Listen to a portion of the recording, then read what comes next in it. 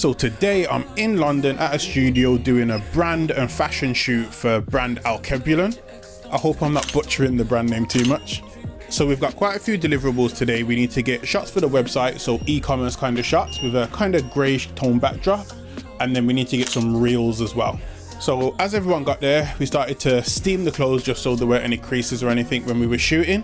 While the models were getting ready, I got started getting some shots on the racks with just the garments on hangers in front of this nice large floor to ceiling window. The lighting on this was the Amaran 660C. A lot of the video today is just a one light setup with the Amaran light and a 90cm octobox on it. Trying to get the hangers to hold in one position were a bit difficult, but we got there in the end.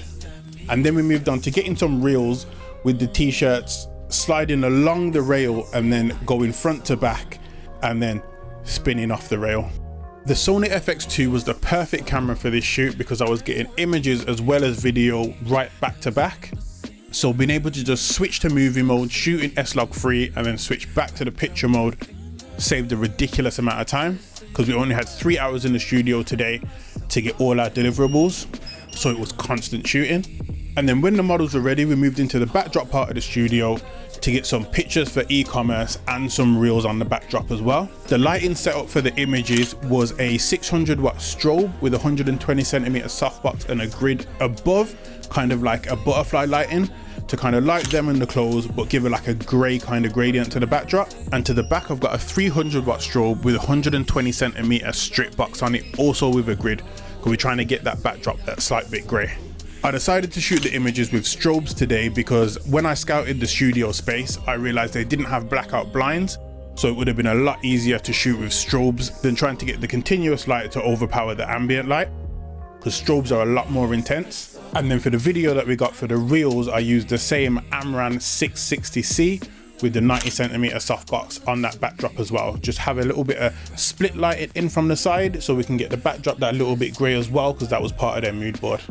And then after we got the main shots on the backdrop of all the pieces, we were shooting about 6 pieces today, 1 tracksuit and 4 t-shirts. We moved into the lounge area to get some group shots and kind of aesthetic shots for the website and campaign kind of vibe. Because we didn't have much time in the studio, in between people getting changed and setting up for shots, I just got some candid shots of the models that were ready, just so they had a variety of shots to choose from. So for this shot, I thought there was too much white on this side of the shot, so I just swapped them 2 round.